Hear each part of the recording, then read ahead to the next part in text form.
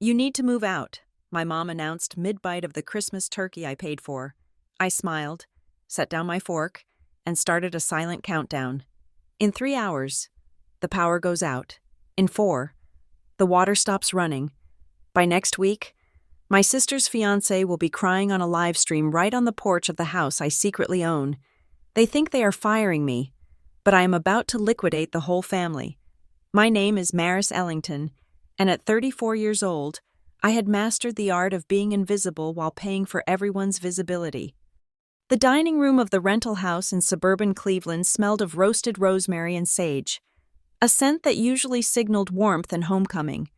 The Christmas tree in the corner, a 7-foot Douglas fir I had selected and paid for, twinkled with lights that cost me $200 at a boutique store. The vintage Cabernet in the crystal glasses was $40 a bottle. Even the heat keeping us warm against the biting Ohio winter outside was running on a thermostat bill that was auto-paid from my checking account. I sat at the side of the table, the spot usually reserved for guests or children, while my mother, Gloria, held court at the head. She picked up the carving knife, slicing through the turkey breast with a theatrical grace that suggested she was performing for an audience rather than serving dinner to her 3 adult children. "You need to move out," Gloria announced. She did not stop carving. She did not look up. She dropped the slice of white meat onto her porcelain plate and reached for the gravy boat. The room went silent, save for the soft jazz playlist streaming from the speaker system I had installed last month. I blinked, my fork hovering halfway to my mouth. "Really?" I replied. It was not a question. It was a flat, dull acknowledgement of a reality shift. Gloria finally looked at me. Her hair was perfectly coiffed, dyed a rich chestnut to hide the gray, a maintenance expense I covered under the guise of Mother's Day gifts that happened once a month. She offered me a tight, pitying smile. "It is for the best, Maris," she said, her voice dripping with that cloying sweetness she used whenever she was about to ask for money or deliver bad news. "Selena and Darren need the space." I shifted my gaze across the table. Selena, my younger sister, was checking her reflection in the back of a spoon. She was the golden child, the one who had inherited Gloria's beauty and none of her crushing debt. She was 26, glowing with youth and the distinct sheen of high-end moisturizer. She caught my eye and quickly looked down, but not before I saw the smirk she was trying to swallow. Next to her sat Darren, my brother-in-law. He was wearing sunglasses indoors. At 6 in the evening, in winter, he leaned back in the oak chair, picking at his teeth with a fingernail. He called himself a startup coach, a visionary, a disruptor. In reality, he was a 30-year-old man who had not held a W-2 job in 4 years and spent his days yelling into his phone about leverage and scaling while I paid for the high-speed fiber internet he used to upload his rants. "It is a leverage play," Darren said, his voice loud and grating. He gestured with a turkey leg like it was a baton. "We are pivoting. The apartment was cramping the brand energy. We need an environment that screams success." "They lost the apartment."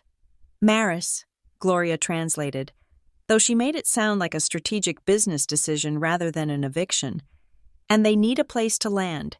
Your room has the best natural light. It faces east.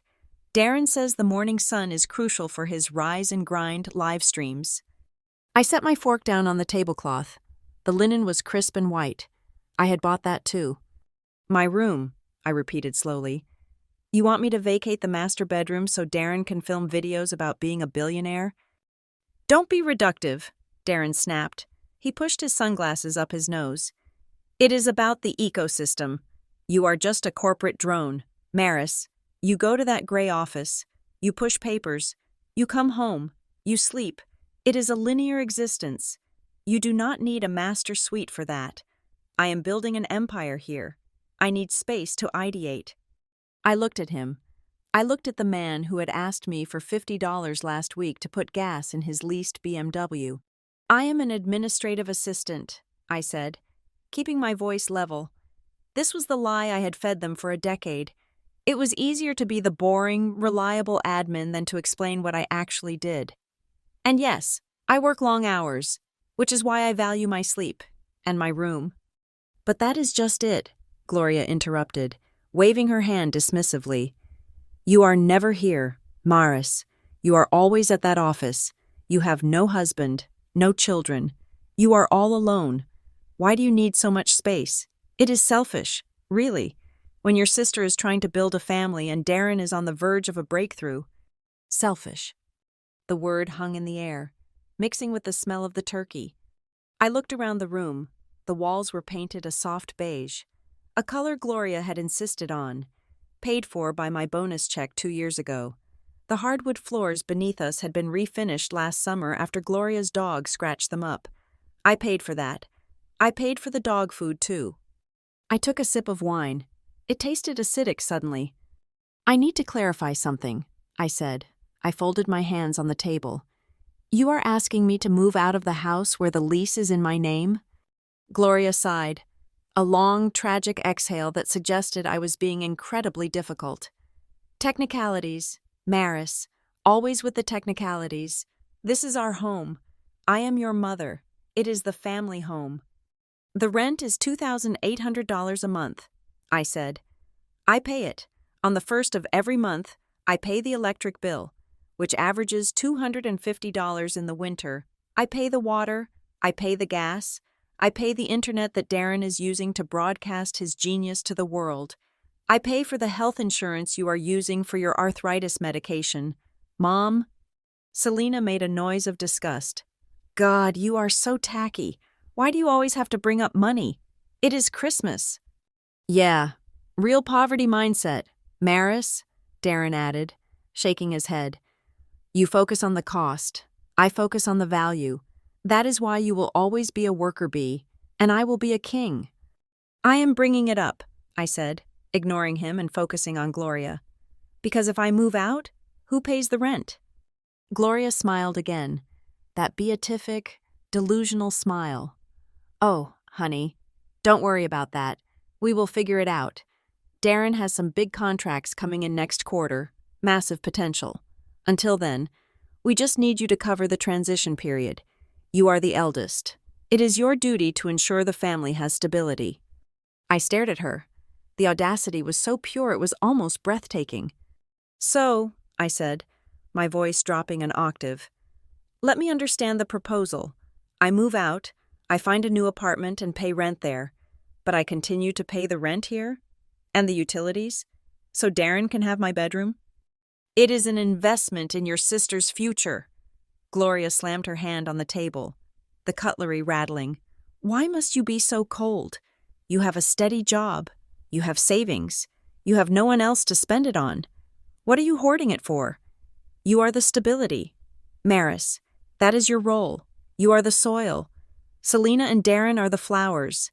You exist to support them. She picked up her wine glass and took a large gulp. Besides, she added, her eyes hardening, it is already decided. I promised Darren the room would be ready by the 1st of January. Tonight is your last night here. You can stay in the guest room on the pull-out couch for a few days while you pack. But I want your things out of the master suite by tomorrow morning. There it was. The eviction notice served over cranberry sauce. The silence that followed was heavy. I could hear the hum of the refrigerator in the kitchen. I could hear Darren chewing loudly. I could hear the wind rattling the window pane. A window I had paid $300 to seal last winter. For a moment, I felt a familiar sting of tears. The old Maris, the daughter who just wanted to be praised, who wanted to be seen as something other than a wallet, wanted to cry. She wanted to beg. She wanted to ask why she wasn't good enough, why her comfort didn't matter, why her sacrifices were consumed and forgotten like a cheap appetizer. But then, something clicked. It was a physical sensation, like a breaker switch flipping in the back of my skull. The heat in my chest evaporated, replaced by a cold, crystalline clarity. I looked at Gloria. I saw her not as my mother, but as a CEO of a failing subsidiary who had just embezzled the operating budget. I looked at Selena and Darren. They weren't family. They were non-performing assets, liabilities, bad debt. I was not an administrative assistant.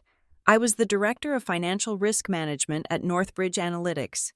My entire career was built on walking into boardrooms, looking at bleeding companies, and making the ruthless decision to cut the rot.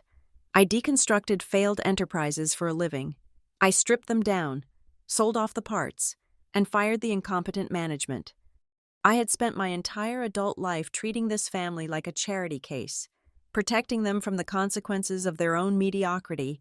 I had hidden my success, my actual net worth, and my power, thinking it would make them love me. I thought if I stayed small, they wouldn't feel threatened. I thought if I paid for everything, they would be grateful. I was wrong. They didn't love me. They loved the infrastructure I provided. And they had just fired the infrastructure provider. My heart rate slowed. My breathing steadied. The hurt vanished, replaced by the cool, calculating hum of a liquidation strategy forming in my mind. I looked at the turkey on my plate. I calculated the cost per ounce. I calculated the depreciation of the furniture in the living room. I calculated the exact time the utility companies would process a disconnect request if filed through the executive priority line. I looked up at Gloria. She was waiting for a fight. She was waiting for me to cry, to yell, so she could play the victim, so she could call me ungrateful and hysterical. I wouldn't give her the satisfaction. I picked up my napkin and dabbed the corners of my mouth. I stood up slowly. "Maris?" Selena asked, her voice wavering slightly. She sensed the shift in the air, even if she couldn't name it. "Where are you going?" I pushed my chair in. The sound of wood scraping against the floor was loud and final. "Fine," I said softly. I looked at each of them in turn. Gloria, smug and expectant. Darren, arrogant and blind. Selena, pretty and vacuous. "It is time," I said. They thought I meant it was time to pack. They thought I was surrendering. They thought they had won the negotiation. They had no idea that I had just initiated a hostile takeover of my own life. I turned and walked out of the dining room, leaving the warmth, the food, and the family behind.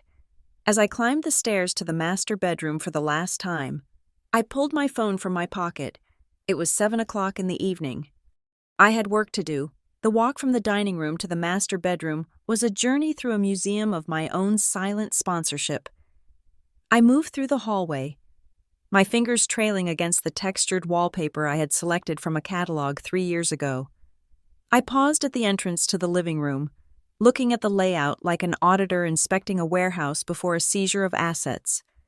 The vintage crystal chandelier hanging above the foyer was not an heirloom.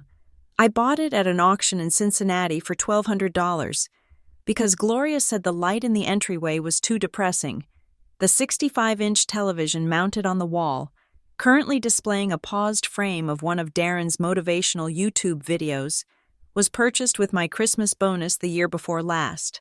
The sectional sofa, the Persian rug, even the collection of porcelain figurines on the mantel that Gloria dusted with such pride. Every single item had a receipt with my signature on it stored in the cloud. They looked at these things and saw a home. I looked at them and saw capital expenditures, and tonight, for the first time, I was looking at them as liquidatable inventory.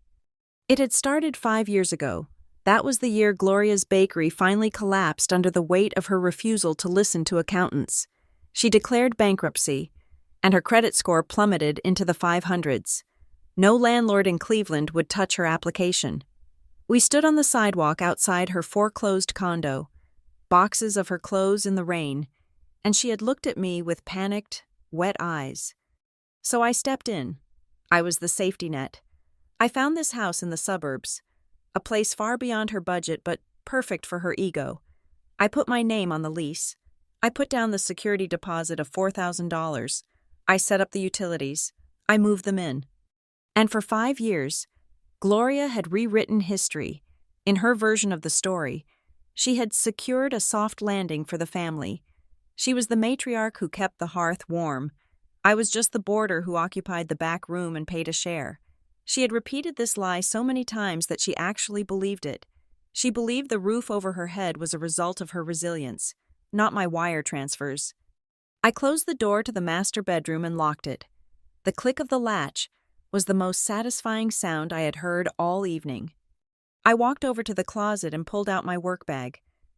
It was a battered, nondescript black tote that I used specifically for visiting my family. Inside, tucked away in a hidden lining, was my actual laptop, a top-tier machine issued by Northbridge Analytics. They thought I was an administrative assistant. They thought I spent my days filing invoices and making coffee for important men in suits. It was a carefully cultivated fiction. I drove a rented Chevy sedan when I came here. I wore clothes from Target. I complained about my micromanaging boss and my $40,000 salary. I made myself small so they would not ask for more than I was already giving. If they knew the truth, they would have eaten me alive. I sat down at the desk, mahogany, $800, and opened the laptop. The screen flared to life, casting a cool blue glow over my face. The facial recognition software logged me in instantly. My official title at Northbridge Analytics is Director of Financial Risk Management. My job is not administrative. My job is surgical. When a mid-sized corporation is drowning in debt, hemorrhaging cash, and bloated with incompetent middle management, the board of directors calls my firm. I am the one they send in. I am the one who looks at the spreadsheets, identifies the necrotic tissue, and cuts it out. I fire people. I liquidate divisions. I restructure entire organizations. I am the person who walks into a room and tells the CEO that his company will die unless he stops spending company money on his private jet. I am very, very good at my job. I am cold, I am precise, and I do not let emotion cloud the bottom line. Yet, for a decade, I had been the world's worst risk manager when it came to my own life. I opened a spreadsheet and began to type. I thought about the money I had poured into this black hole of a family. Last year, when Gloria claimed her insurance wouldn't cover her knee surgery, I paid the $6,000 deductible without asking to see the bill. I later found out she had used half of it for injectable fillers and a spa weekend, but I said nothing. I wanted to keep the peace. I thought about Selena, the credit card I gave her for emergencies that was constantly maxed out with charges for designer handbags and brunch. She called them networking expenses. I paid them because I wanted her to feel successful.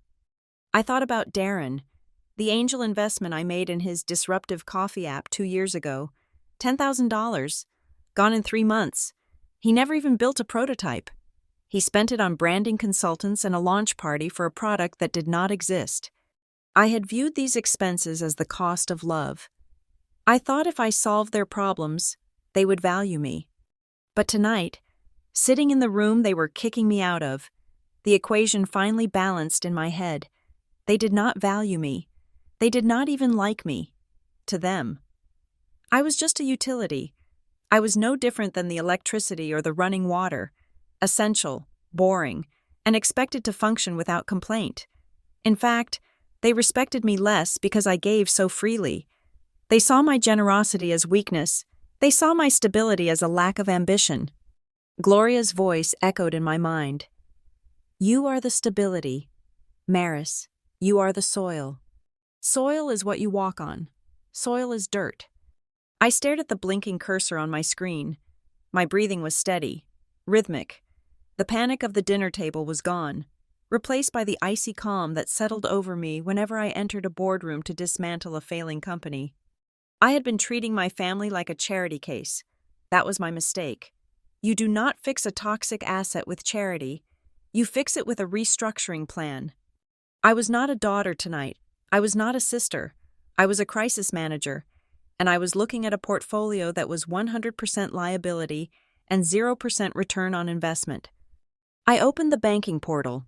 My fingers flew across the keyboard, executing commands with muscle memory born of 1,000 late nights at the office. Step 1. Identification of assets. Step 2. Freeze on liquidity. Step 3. Termination of non-essential services. I pulled up the profile for the house utilities, the electric bill, the gas, the water, the high-speed fiber optic internet that was the lifeblood of Darren's delusional career. They were all under my name, my social security number, my credit history. I did not feel vindictive. I felt efficient. This was simply business. If a subsidiary refuses to respect the parent company cuts the funding. It is the first rule of corporate survival. I navigated to the lease agreement stored in my digital drive. I reviewed the clauses for early termination. I reviewed the penalties. It would cost me 3 months of rent to break the lease immediately. Roughly $8,400, a steep price, but cheaper than another 5 years of being emotionally cannibalized. I could hear them downstairs, the clinking of glasses, laughter, Darren's booming voice talking about how the studio in my room was going to change the game. They were celebrating my eviction. They were toasting to the space they had stolen, confident that the boring administrative assistant sister would quietly pack her boxes and keep writing the checks from afar. They had absolutely no idea who was sitting upstairs. I clicked on the tab for my main checking account, the one they knew about. Then I clicked on the tab for my investment portfolio, the one they didn't. The numbers on the screen were comforting. They were proof of my competence, proof that while they were playing house with my money, I was building a fortress they could never breach. I was not being kicked out. I was divesting. I looked at the clock on the corner of my screen. It was 7:45. I had 12 hours before the movers I planned to hire would arrive. I had less than that to dismantle the financial exoskeleton that was the only thing holding Gloria's lifestyle together. I typed a command into the calendar app, setting a reminder for 7:30 the next morning. Subject: Power down. A small, grim smile touched my lips. It wasn't a smile of happiness.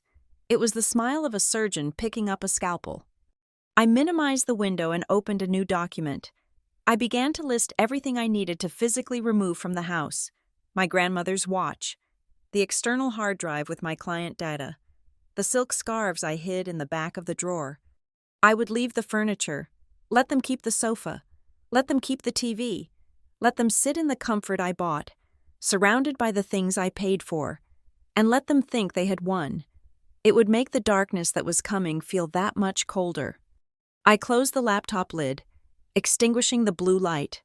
The room went dark, save for the street lamp filtering through the curtains I had hemmed by hand. I whispered into the silence, a final verdict delivered to the empty air. Not a family anymore, just an investment that has expired. The glow of my laptop screen was the only light in the room. It was a cold, clinical blue, illuminating my face as I began the systematic deconstruction of the Ellington family infrastructure. I did not feel like a daughter packing her bags. I felt like a hacker in a heist movie, except I wasn't breaking in. I was breaking out, and I was taking the floorboards with me. My fingers hovered over the touchpad. First target, Ohio Edison. I logged into the utility portal. My username and password auto-filled, granting me instant access to the account that had kept the lights on and the refrigerator humming for 5 years. I navigated to the Service Management tab. The current balance was paid in full. Naturally, I clicked on the option to stop service. The system prompted me for a date. I selected tomorrow. Then, it asked for a time. I paused. Darren's Rise and Grind livestream was scheduled for 8 o'clock in the morning. He needed 30 minutes for setup, lighting checks, microphone syncs, and whatever pre-show ego massage he required. I typed in 7:30 in the morning. A warning box popped up. Are you sure you want to disconnect service at this specific time? This will result in a total loss of power. I clicked confirm. Next was the water department. Same process, same date, same time. Then the gas company. The furnace would cut out at exactly the moment Gloria usually woke up to make her tea. Finally, the internet provider. This was the kill shot. I was paying for the gigabit fiber package, the top-tier business line that Darren bragged about to his 42 followers. I logged in and scheduled the termination. I didn't just schedule a disconnect. I flagged the modem as return to owner custody effective tomorrow morning, meaning any attempt to restart service would require new hardware to be shipped out, a process that took 3 to 5 business days. With the utilities scheduled for demolition, I opened my banking app. The recurring transfer to Mr. Alvarez, the landlord, was set to go out on the 1st of the month. $2,800. I canceled it. I deleted the payee entirely from the system so there could be no accidental auto-renewals. Mr. Alvarez was a decent man, but he was a businessman. When the check didn't clear and the leaseholder, me, informed him I had vacated, he would come for his property. Then I clicked on the credit card tab, specifically, the Platinum Rewards card, ending in 4092. This was the card Gloria carried. She called it the emergency card. In her mind, an emergency was defined as anything she wanted but couldn't afford. I pulled up the transaction history for the last 30 days. My eyes narrowed as I scrolled. December 12th, $340 at Le Petit Bistro.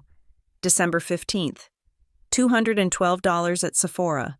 December 20th, $450 at a boutique wine shop. Yesterday, $180 at a gourmet grocer.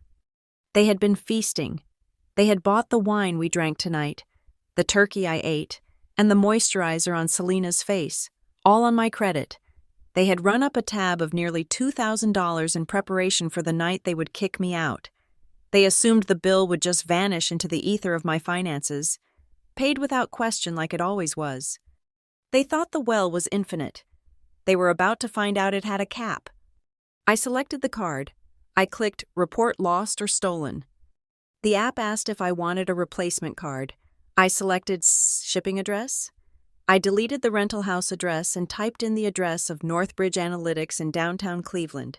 Suite 4200. Reason for replacement? I typed unauthorized user possession. It wasn't a lie. As of 10 minutes ago, Gloria was no longer an authorized user of my life. I picked up my phone. The digital automated systems were good, but for the final nail in the coffin, I needed human confirmation.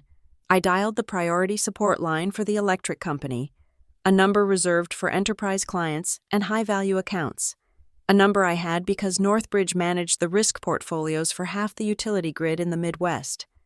Northbridge Priority Desk, this is Jason. A voice answered on the second ring. Jason, this is Maris Ellington. Account ID 4599, I said, my voice dropping into my professional register, crisp, authoritative, unyielding. I have scheduled a disconnect for a residential property under my name for tomorrow morning at 7:30. I need you to flag the meter for a hard shutoff. No grace period, no retention offers if anyone else calls from that address. Understood. Ms. Ellington, Jason replied, typing in the background. I see the request. I will put a lock on the work order. The service will be severed at the pole. It will require a new credit check and a deposit to restore. Perfect. Thank you. I hung up and repeated the process for the water and internet. I ensured there were no loopholes, no pay-later options that they could charm a representative into activating. By 8 o'clock tomorrow morning, that house would be a brick. The digital demolition was complete. Now, I had to handle the physical extraction. I walked to the closet and pulled out a roll of heavy-duty black contractor trash bags. I didn't bring suitcases. Suitcases imply travel. Suitcases imply a temporary state. Suitcases are suspicious. If Gloria or Darren saw me rolling Louis Vuitton luggage down the hall, they would know I had money they hadn't seen. I opened the first trash bag. I went to the back of my closet, to the false panel I had installed behind the hanging winter coats. I popped it open. Inside was the reality of Maris Ellington.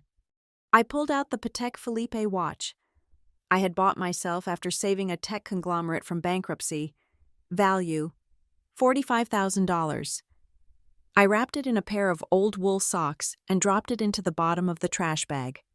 Next came the Hermes Birkin bag, black leather with gold hardware, which I had never carried in front of them. Value, $28,000. I stuffed it with old t-shirts to hold its shape and shoved it into the plastic sack. Then, the hard drives.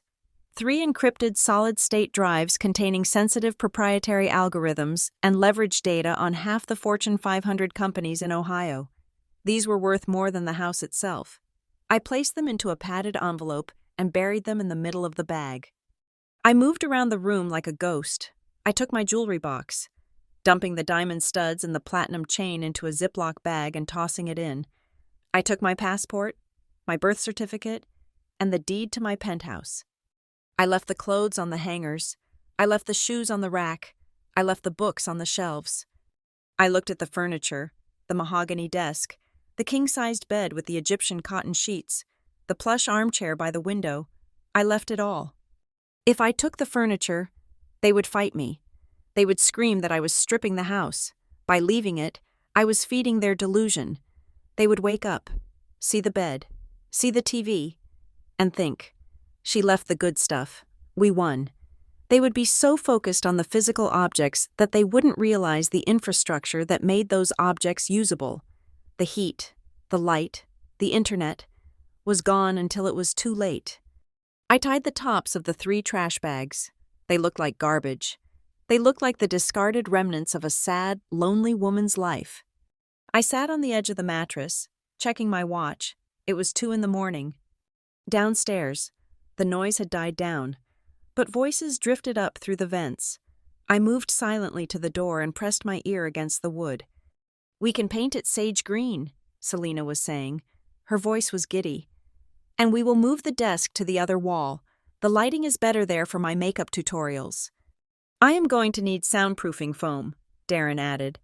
"For the podcast acoustics, Maris has that weird echo in there. We will have to rip out those curtains." "Do you think she will actually leave by morning?" Gloria asked. She sounded worried, but not about me. She was worried about the inconvenience. "She has to," Darren scoffed. "She is a rule follower. Gloria, you gave her a deadline. She will comply. She is probably crying into her pillow right now, figuring out which Motel 6 she can afford." "Well, make sure she leaves the key." Gloria yawned. "I don't want to have to pay a locksmith." I pulled away from the door. A cold smirk played on my lips. They were already redecorating a room that would be 40 degrees Fahrenheit in 5 hours. I waited until 4 a.m. The house was finally silent. The heavy, rhythmic breathing of sleep echoed from the other rooms. I picked up the first 2 bags. They were heavy, dense with the weight of my success. I lifted them carefully, ensuring the plastic didn't rustle. I opened the bedroom door. The hallway was dark. I stepped over the squeaky floorboard I had memorized years ago. I moved past Gloria's room, past the guest room where Selena and Darren were sleeping, dreaming of their empire. I reached the bottom of the stairs. The living room was shadowy, the moonlight catching the edges of the furniture I had paid for. I didn't look back. There was no nostalgia. You don't get nostalgic about a tumor you just cut out. I unlocked the front door, disengaging the security system I paid $40 a month for. I would cancel that tomorrow from the car. The winter air hit me like a slap, crisp, freezing, and incredibly clean. I carried the bags out to the porch, then went back for the third one. I closed the front door softly. I didn't lock it. Let the wind blow it open. It wasn't my house anymore. I dragged the bags down the driveway, the plastic scraping faintly against the asphalt. I didn't have a car in the driveway. The rental sedan I had arrived in was parked there, but I wasn't taking it. I had called the rental agency via their app an hour ago and marked it for pickup. I walked past the manicured lawns of the neighbors, past the sleeping suburban dream I had subsidized for 5 years. I walked 3 blocks, my breath pluming in the air, until I reached the 24-hour parking garage behind the shopping center. I keyed in a code on the pedestrian door. I took the elevator to the 4th level, the reserved VIP section. There, gleaming under the sodium lights, was my car. It was not a Chevy. It was a Range Rover Autobiography, jet black, with tinted windows and custom rims. It was a machine built for power and isolation. I popped the trunk. I lifted the trash bags, my life, my wealth, my armor, and placed them gently onto the carpeted cargo floor. I climbed into the driver's seat. The smell of premium leather surrounded me, erasing the scent of Gloria's roast turkey and cheap ambition. I pushed the start button. The engine purred to life, a deep, guttural growl that sounded like freedom. I connected my phone. The navigation screen lit up. Home, it suggested. Not the house on Maple Drive. The Ascendancy Tower, Penthouse 4. I backed out of the spot. As I drove down the ramp and exited the garage, I turned south, toward the city skyline glowing in the distance. I was leaving the darkness of the suburbs for the brilliance of the city. I checked the dashboard clock. 4:30 in the morning. 3 hours until the lights went out. I merged onto the highway, pressing down on the accelerator. The SUV surged forward, putting miles between me and the people who thought they had broken me. I wasn't running away. I was simply returning to headquarters. The liquidation was in progress, and I had a front row seat to watch the collapse from my ivory tower. At 7:29 in the morning, Darren stood in the center of what was formerly my bedroom, adjusting the angle of his ring light. He had pushed my mahogany desk against the wall to create what he called a power corner. He was wearing a fresh blazer over a t-shirt that said, "Hustle Harder," and he held a steaming mug of coffee that he had made using the last of my imported beans. "All right, fam," he muttered to himself, checking his reflection in his phone screen. "Big energy today. We are launching the mentorship program. We are scaling." He cleared his throat, tapped the Go Live button on TikTok, and flashed a smile that was all teeth and rehearsed charisma.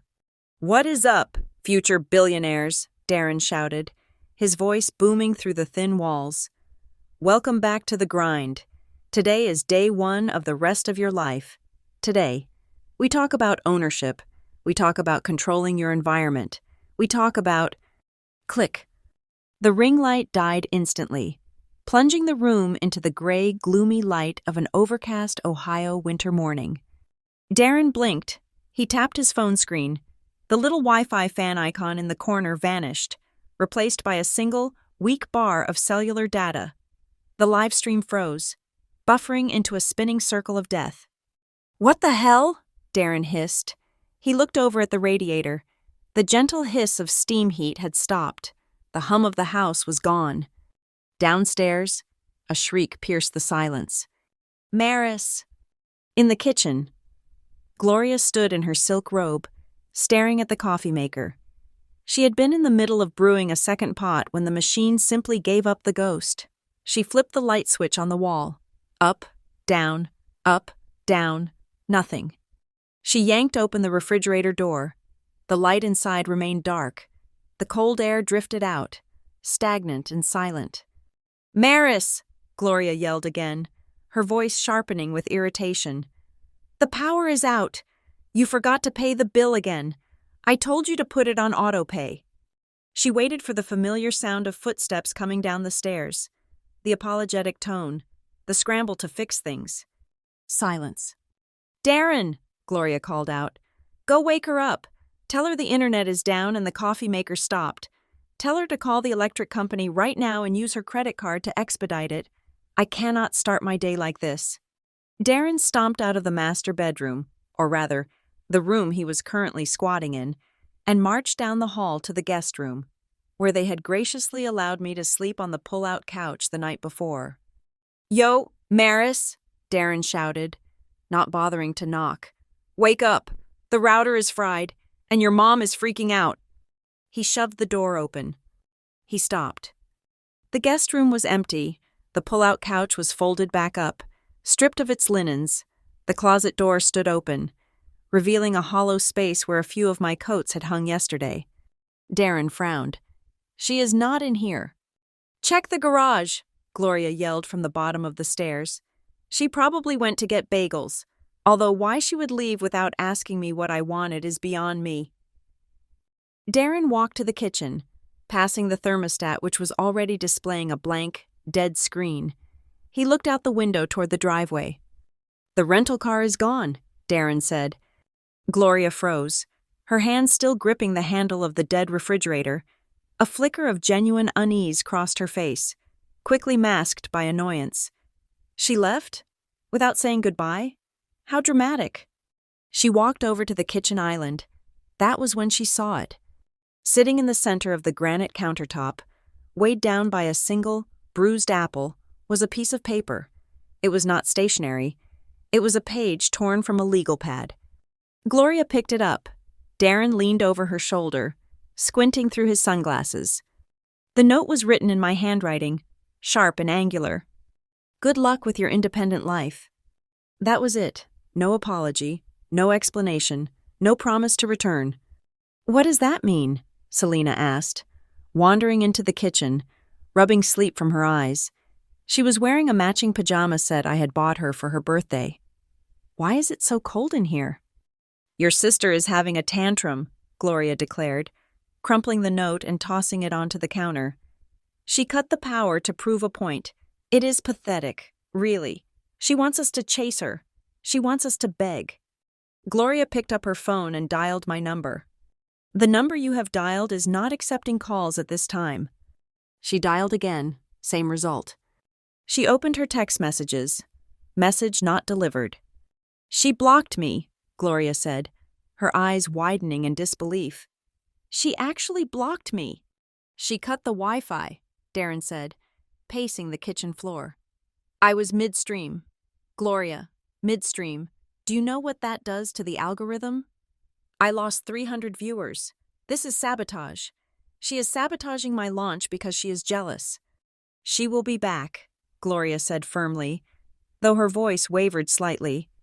She has nowhere else to go. She just wants attention. We are not going to give it to her. We are going to carry on as normal. She tightened the belt of her robe. Darren, you and Selena get dressed. We are going to go to the store. We will buy steaks. We will buy champagne. We will have a fabulous brunch. And when she comes crawling back tonight to turn the lights on, we will not even offer her a plate. I need to upload via cellular, Darren grumbled, staring at his phone. This is going to eat all my data. Just get dressed, Gloria snapped. An hour later, Gloria stood in the checkout line at Whole Foods. She had piled the cart high: filet mignon, lobster tails, a bottle of Dom Perignon, imported cheeses, truffle oil. It was a cart designed to prove a point. It was a cart that said, "We do not need you." She reached the front of the line. The cashier, a teenager with tired eyes, began scanning the items. The total climbed: $200, $300, $450. Gloria stood with her chin held high. Behind her, the line was long. She recognized Mrs. Higgins and Mrs. Gable from the church committee standing 2 carts back. They were whispering, eyeing Gloria's eccentric morning outfit, a fur coat over sweatpants, and the mountain of luxury food. That will be $482, the cashier said. Gloria smiled breezily and pulled out the platinum card. My card. The card she had carried in her purse for 3 years like a royal seal. She tapped it against the reader. Eep. Transaction declined. Gloria frowned. Try it again. The chip is sensitive. The cashier sighed and inserted the card. Beep. Transaction declined. Card reported lost, stolen. It says the card is reported stolen, ma'am, the cashier said, loud enough for the next 3 people to hear. The air in the store seemed to vanish. Mrs. Higgins stopped whispering and leaned in, her eyes gleaming with the predatory delight of a gossip gathering ammunition. That is impossible, Gloria stammered. A flush of heat crept up her neck. My daughter manages the account. There must be a glitch. Run it again. I can't, the cashier said, pulling the card out. The system locked it. Do you have another form of payment? Gloria patted her pockets. She had her own debit card. Of course, the one connected to her personal checking account, the account that currently had a balance of roughly $42. She looked at the lobster tails. She looked at Mrs. Higgins, who was now openly staring. I seem to have left my wallet in the car. Gloria lied, her voice shrinking. I just brought this one card. I can suspend the transaction while you go get it, the cashier offered unhelpfully. No, Gloria whispered. No, never mind. I don't want the items anymore. All of them? All of them, Gloria choked out. She turned and walked away from the cart. She could feel the eyes on her back. She could hear the silence of the line, louder than any laughter. She walked out of the automatic doors into the biting cold, empty-handed, her stomach twisting with a nausea that had nothing to do with hunger. The drive home was silent. Darren drove Gloria's 10-year-old sedan because the gas tank in his BMW was empty. Selena sat in the back, scrolling through Instagram. complaining that the images wouldn't load. "It is just a banking error," Gloria said, staring out the window. "Maris probably forgot to update the security code. I will fix it when we get home. I will call the bank and give them a piece of my mind." They pulled into the driveway of the rental house on Maple Drive. There was a car parked in front of the house, a black sedan. Leaning against it was a man in a thick wool coat, holding a briefcase. Gloria's heart stopped. She knew that man. It was Mr. Alvarez, the landlord. He never came to the house. Maris handled Mr. Alvarez. Maris sent the checks. Maris arranged the repairs. Maris kept Mr. Alvarez invisible. Gloria got out of the car, shivering as the wind whipped through her fur coat. The house behind her looked dark and dead. "Mrs. Ellington," Mr. Alvarez said. He did not smile. He looked tired. "I was about to leave a note on the door." "Mr. Alvarez," Gloria said, forcing a bright, fake tone. "What a surprise. Is there a problem? Did the check get lost in the mail? Maris handles the postage. You know how unreliable it can be." Mr. Alvarez reached into his briefcase and pulled out a thick envelope. "There is no check, Mrs. Ellington," he said. "Your daughter contacted me early this morning. She exercised the early termination clause in the lease. She paid the penalty fee. She has formally surrendered possession of the property." Gloria stared at him. The words made sense individually, but together they formed a language she refused to understand. "Surrendered?" she repeated. "But we are still here." "Yes," Mr. Alvarez said. "That is the problem. The leaseholder has vacated. The utilities have been shut off. I notice the meter isn't running. Without the leaseholder residing here, the contract is void." He handed her the envelope. "This is a notice to quit," he said. "Since the rent for January has not been paid, and the guarantor has withdrawn, you are technically squatting. However, because I have known your family for a while, I am not calling the sheriff today." Darren stepped out of the car, puffing up his chest. "Now wait a minute, man. You can't just kick us out. We have rights, tenant rights, squatter rights. I know the law." Mr. Alvarez looked at Darren with the exhaustion of a man who dealt with serious people and had no patience for children in sunglasses. "You are not on the lease, son," Mr. Alvarez said. "Only Maris was, and she is gone." He turned back to Gloria. "You have 3 days, Mrs.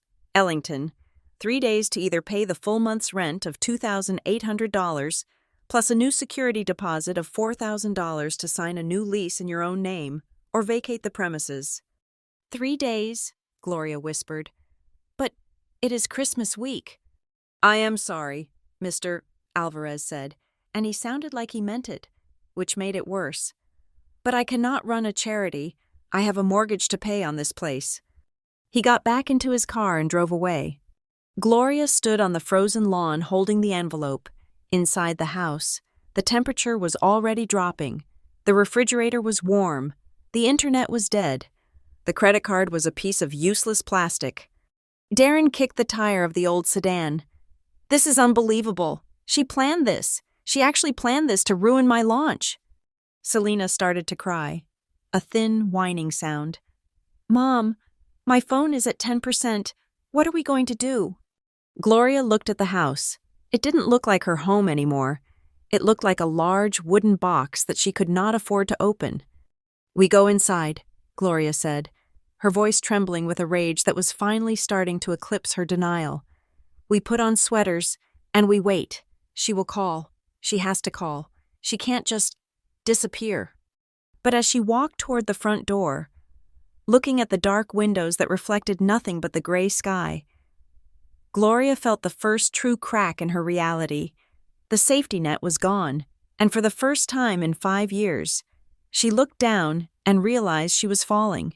The temperature in the house on Maple Drive had dropped to 55 degrees by early afternoon. Without the central heating, the suburban rental was rapidly becoming a walk-in freezer. Gloria sat on the sofa wrapped in 3 blankets, staring at the blank television screen. The humiliation at the grocery store had curdled inside her. transforming from shame into a cold, hard knot of victimhood. She kept muttering that it was a mistake, that Maris was just having a breakdown. But the silence of her phone told a different story. Darren was pacing the living room floor. He was wearing his parka and a beanie, his phone plugged into a portable power bank that was on its last bar of charge. He was hungry, he was cold, and he was cut off from his digital lifeline. For a man whose entire identity was built on the perception of success, this was not just an inconvenience, it was an existential threat. "We cannot just sit here," Darren snapped, his breath visible in the chilly air. "She is trying to starve us out. It is a siege. That is what this is, a siege against her own mother." "She blocked me," Gloria whispered, her voice trembling. "My own daughter blocked me." "Because she knows she's wrong," Darren said, pivoting to face them. His eyes lit up with the desperate spark of a con artist who had just found a new angle. "She is hiding because she is guilty, and you know what we do with guilty people? We expose them." He looked at Selena, who was curled up in the armchair, trying to file a chipped nail. "Selena," Darren said, "get up. We are going to make a video." "I can't," Selena whined. "My hair is a mess, and the lighting is terrible since the power went out. I look like a ghost." "Exactly," Darren said. He walked over and grabbed her shoulders. "You look exhausted. You look stressed. You look like a woman who has been abandoned. That is the aesthetic. We are not doing glamorous lifestyle today. We are doing survivors." He turned to Gloria. "And you, don't fix your makeup. Let the mascara smudge a little. We need to look like victims. Gloria, if we want the community to force Maris back, we have to make them hate her first." "Hate her?" Gloria hesitated. "I don't want to ruin her. Darren, I just want her to pay the bills." "She ruined herself when she walked out on us," Darren shouted, his voice cracking. "She left us to freeze. Listen to me. The only way to get money right now is to shame her into giving it, or," he paused, a sly grin spreading across his face, "or we get the community to support us until she caves." He turned back to Selena. "Babe, hold your stomach." Selena looked down. "Why? I'm just hungry." "No," Darren said, his voice dropping to a conspiratorial whisper. "You are not hungry. You are eating for two. Or at least, the internet needs to think you are." Selena blinked. "You want me to fake a pregnancy?" "I want you to protect your family," Darren corrected. "Think about it. A pregnant woman left in a freezing house by her rich, heartless sister? That goes viral in 10 minutes. The donations will start flying in. We can get a hotel tonight. We can get food. We can survive until Maris comes to her senses." Selena hesitated, looking at Gloria. Gloria bit her lip, looking at the dark kitchen where the expensive food she couldn't buy earlier should have been. "It is just a little white lie," Gloria rationalized, her voice hollow. "Just to get us through the week. And, well, you and Darren have been trying. It is practically true." That was the permission Darren needed. He set the stage with the precision of a director filming a horror movie. He placed a single battery-powered camping lantern on the coffee table, casting long, dramatic shadows across their faces. He made Selena rub off her lipstick so her lips looked pale. He instructed Gloria to hold a tissue and look down at her hands. He hit record. "Hey, guys," Darren whispered into the camera, his voice thick with fake emotion. I didn't want to make this video. I usually talk about success. I talk about winning. But today I have to talk about survival." He panned the camera to Gloria, who let out a perfectly timed sob. Then he panned to Selena, who was cradling her flat stomach with both hands, looking wide-eyed and terrified. "It is 20 degrees outside," Darren continued, his breath puffing for the camera. "And we are freezing. My wife, my pregnant wife, and my mother-in-law are sitting in the dark. Why? Because Maris Ellington, the sister who claimed she wanted to help us, just cut everything off." He flipped the camera back to himself, tears shimmering in his eyes, a trick he learned from watching reality TV. "She took the money," Darren lied. My father-in-law left savings for Gloria, a safety net. Maris managed it. We trusted her, and this morning, when we woke up, the accounts were empty. The power was cut. She is gone. Neighbors say they saw her driving off in a luxury SUV with some older guy. She left us here with nothing. No heat, no food, just a note saying, "Good luck." He sniffed loudly. "We are scared," he said. "I don't know if the baby is going to be okay in this cold. If anyone can help, even $5 for a warm meal. The link is in the bio. Please, we just want to survive the night." He ended the recording. "That was perfect," Darren said, his voice instantly snapping back to normal. "That was gold. Selena. The hand placement was genius." He spent the next 10 minutes uploading the video to TikTok, Facebook, and the local community next door page. He tagged the local church group. He tagged the homeowners association. He added the hashtags evil sister, elder abuse, pregnant, and abandoned. Help the Ellingtons. Then they waited. It didn't take long. The internet loves a villain, and Darren had painted Maris as a caricature of corporate evil. The first comment appeared on Facebook within 3 minutes. It was from Mrs. Higgins. "Oh my Lord. Gloria, I saw you at the store today and thought you looked distressed. I had no idea it was this bad. Praying for you and that grandbaby. How could a daughter do this?" Then another, "This is disgusting. I went to high school with Maris. She always thought she was better than everyone else. Money changes people." Then another, "I just sent $20. Get that pregnant girl some soup." The notifications began to ping rapidly, a dopamine rush that warmed them faster than the heater ever could. The story spread from the neighborhood page to the regional Cleveland Moms group. Strangers were chiming in, calling Maris a monster, a thief, a narcissist. Darren sat in the dark, his face illuminated by the screen, grinning. "We are trending, baby. Look at this. $500 in the Cash App already. We are going to the Hilton tonight." Gloria read the comments over his shoulder. She felt a twinge of guilt as she saw people calling for Maris to be arrested, but she pushed it down. Maris deserved this. She had started this war. They were just defending themselves. 5 miles away, on the 42nd floor of the Ascendancy Tower, the atmosphere was very different. My penthouse was 72 degrees. The city lights twinkled through the floor-to-ceiling glass walls. I sat at my granite island, a glass of sparkling water in hand, watching the video on my iPad Pro. Next to me stood Riley, my executive assistant. She was 24, sharp as a tack, and currently looking like she was about to hyperventilate. "Maris," Riley said, her voice tight. "This has 2,000 shares. 2,000. They are accusing you of embezzlement. They are accusing you of endangering a fetus. This is defamation per se. We need to issue a cease and desist immediately.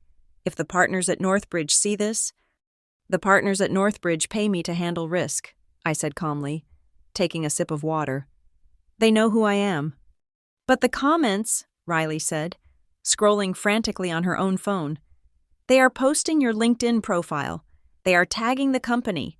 Someone named Brenda from Bible study just said she hopes you rot in hell. Maris, they are destroying your reputation." I looked at the screen. I watched Darren's fake tears. I watched Selena clutching her stomach. The stomach that I knew for a fact was empty because I paid for her gyno appointment 3 weeks ago where she renewed her birth control prescription. I watched Gloria playing the fragile widow, the same woman who had screamed at a waiter last week for bringing her lukewarm soup. It was a masterpiece of fiction. "Let it burn," I said. Riley looked at me, stunned. "What?" "Don't take it down," I said. "Don't report it. Don't comment on it." "But why?" "Because right now, it is just a family dispute," I explained, swiping to read the comments. "It is he said, she said. If I deny it now, I look defensive. I look like I'm trying to cover up the truth." I pointed to the screen. "I need them to commit," I said. "I need them to take money, real money from real people based on these lies. I need Darren to state on the record that Selena is pregnant. I need Gloria to claim on the record that I stole an inheritance that never existed. I stood up and walked to the window, looking out at the sprawling city. Right now, they are just liars, I said softly. By tomorrow morning, once those donations hit 4 figures, they will be fraudsters. They are digging a grave. Riley, a very deep, very public grave, and I am not going to take the shovel out of their hands. Riley lowered her phone. She understood. She had seen me do this to CEOs who tried to hide debt in shell companies. You wait for them to sign the audit. You wait for the perjury. Then you strike. What do we do until then? Riley asked. We document, I said. Save every comment. Download the video before they panic and delete it. Track the donation link. I want to know exactly how much they steal from those well-meaning church ladies. My phone buzzed on the counter. It was a notification from LinkedIn. Someone had commented on my latest article about fiscal responsibility. Hypocrite. Call your mother. I smiled, a cold, razor-thin expression. They think they have trapped me, I murmured. They think public opinion is a weapon. They forgot that I work in facts, and facts are patient. I turned back to Riley. Go home, Riley. Get some sleep. Tomorrow is going to be a very busy day. We have a prayer meeting to attend on Sunday, and I need to prepare my testimony. Riley nodded, looking slightly terrified but reassured by my calm. She gathered her things and left. I stayed in the kitchen, the light of the iPad casting a blue glow on the marble counter. On the screen, the video looped. Darren wiped a tear. Selena clutched her phantom baby. Gloria looked down in rehearsed shame. I watched it one more time. Keep talking, I whispered to the digital ghosts of my family. Make it loud. Make sure everyone hears you, because when I answer, I want the whole world to be watching. The city below my penthouse was a grid of lights, a sprawling circuit board of energy and commerce, but my attention was focused entirely on the single, encrypted line connecting my phone to a man named Jalen Ward. Jalen was not a police officer. He was not a lawyer. He was an information broker, a private investigator who specialized in the kind of due diligence that did not appear on a standard background check. When Northbridge Analytics was considering a merger with a tech firm run by a charismatic CEO, Jalen was the one who found the offshore gambling debts or the illegitimate children hidden in the Cayman Islands. He was expensive, discreet, and terrifyingly efficient. I need a full autopsy on a subject, I said, putting the call on speaker as I paced the length of my living room. His name is Darren Miller, currently resides in Cleveland, but claims to have a startup history in Florida. He calls himself a visionary. I suspect he is just a grifter with a decent vocabulary. Florida. Jalen's voice crackled, deep and bored. It is always Florida. What is the scope? Maris? Are we looking for leverage or destruction? I want the timeline, I replied. I want to know where the money came from for his so-called previous ventures. I want criminal records, civil suits, restraining orders, dig into the crypto angle. He uses words like decentralized and scale too often for someone who doesn't understand basic math. And Jalen? I need it fast, by tomorrow morning. It will cost you double for the rush, Jalen said. Bill it to the consultancy retainer, I said. Classify it as vendor risk assessment. Technically, he is trying to vend a fraudulent narrative to my family. I hung up. Phase 1 was initiated. I sat down at my workstation and opened a secure channel to the Northbridge Legal Department. It was 8 o'clock at night, but the junior associates were still billing hours. I typed a request to the Property Law Division. Target address, 42 Maple Drive. Owner of record, Luis Alvarez. Objective, determine the financial standing of the property. Is the title clean? Is there a lien? Who holds the mortgage? The answer came back within 20 minutes. The real estate market is public record if you know which databases to query. Mr. Alvarez, my mother's landlord, was not the wealthy property mogul Gloria imagined him to be. He was a small-time investor who was currently underwater. The report showed that he had leveraged the house on Maple Drive to secure a business loan for a dry cleaning franchise that had gone belly up last year. He was 3 months behind on his mortgage payments to a small regional bank called Ohio Valley Trust. My eyes narrowed. Mr. Alvarez was vulnerable. He was desperate. And banks hate holding distressed assets. They would rather sell a bad loan for 60 cents on the dollar than go through the hassle of foreclosure. I picked up the phone again. This time, I called my personal broker at Northbridge. "I want to buy a debt note," I said. "It is a small commercial mortgage held by Ohio Valley Trust. I want you to approach them first thing in the morning through our shell company, Zenith Holdings. Offer to purchase the entire debt obligation for cash, immediate settlement." "You want to become the bank for a rental house in the suburbs?" the broker asked, sounding confused. "Maris, the yield on that is negligible." "It is not a yield play," I said, staring at the photo of Gloria and Darren on the screen of my iPad. "It is a control play. I want the paper. I want to be the legal entity that decides whether that house gets foreclosed on or not. Buy the debt, execute the transfer by noon tomorrow."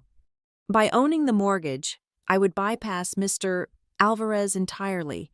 If he couldn't pay, and I knew he couldn't, especially since I had just stopped paying the rent that covered his mortgage, I would have the legal right to seize the property. I wouldn't just be the evicted daughter anymore. I would be the institution. I slept for 4 hours. It was a dreamless, efficient sleep. When I woke up, the encrypted file from Jalen was waiting in my inbox. The subject line was simply, "The Florida Project."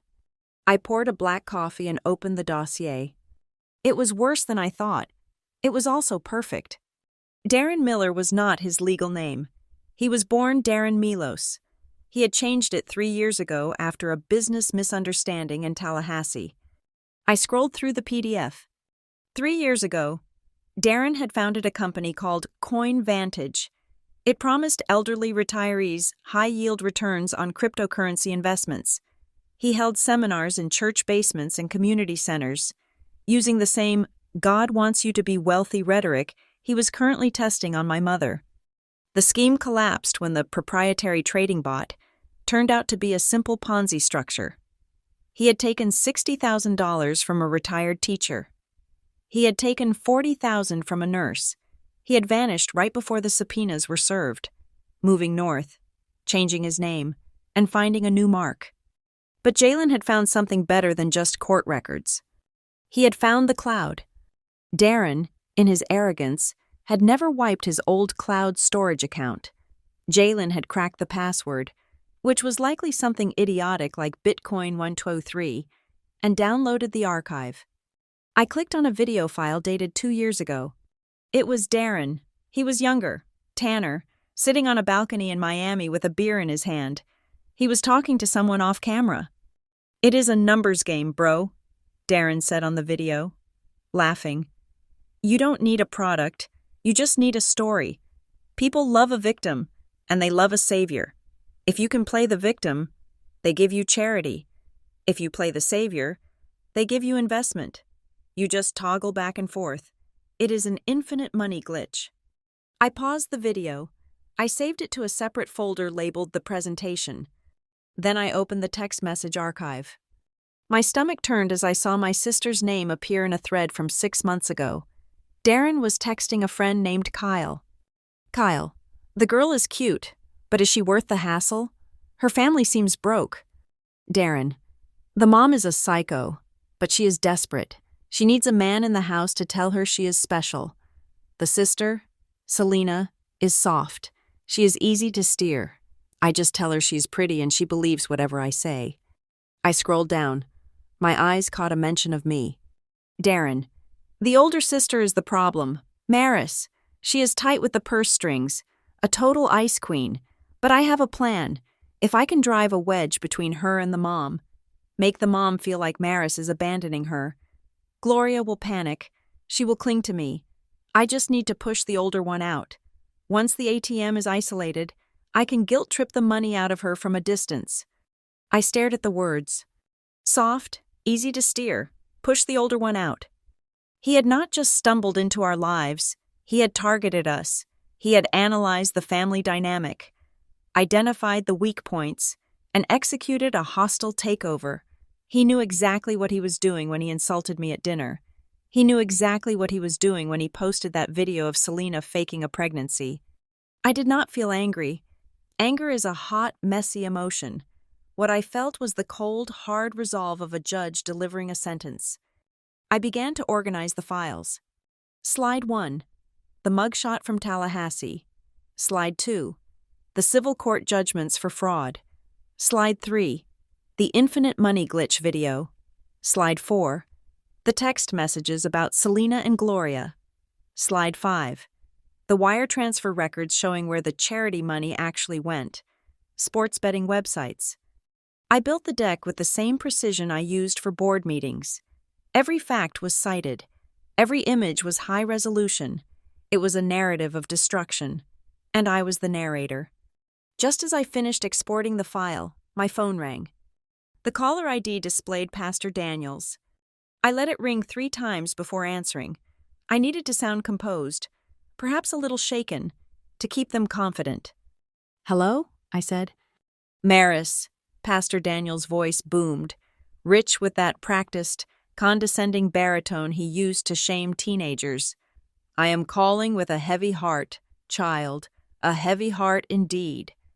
"Pastor," I said, "I assume you have seen the video." "The whole congregation has seen it." "Maris," he said, "we are deeply disturbed.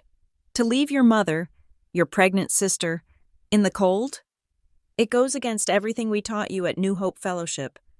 "There are 2 sides to every story, Pastor," I said calmly. "There is no side that justifies cruelty." He interrupted, his voice hardening. "Now, listen to me. We are holding a special service this Sunday, a reconciliation prayer. Your mother will be there. Darren will be there. We want you to come. We want to heal this rift before it festers further." "You want me to come to the church?" I repeated. "We want you to come and make things right," he said. "And Maris, bring your checkbook. Repentance is not just words, it is action.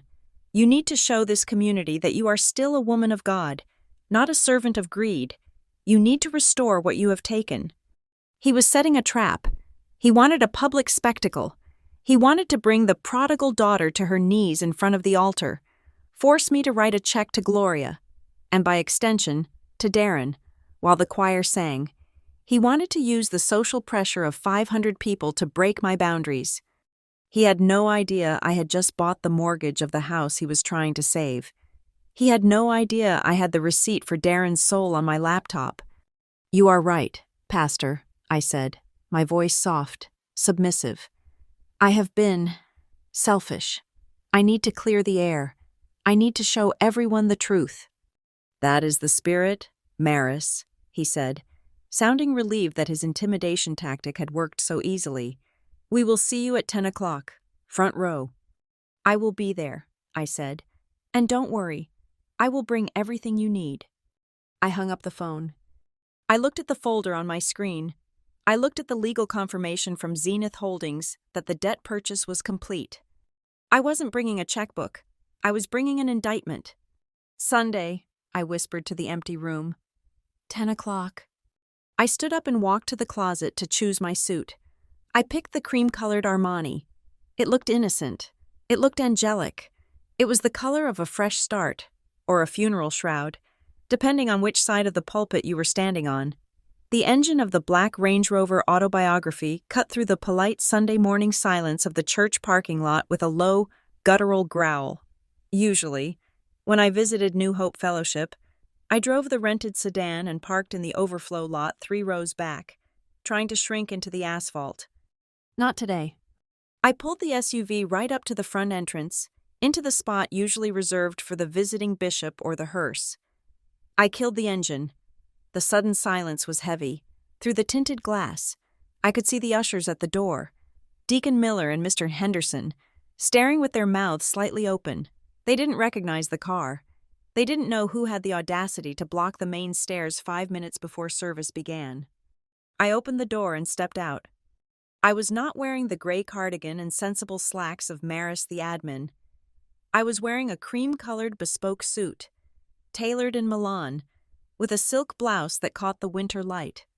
My hair was blown out, sharp and sleek. I wore 4-inch heels that clicked against the pavement like the gavel of a judge. I saw the recognition hit Mr. Henderson's face. Then I saw the confusion.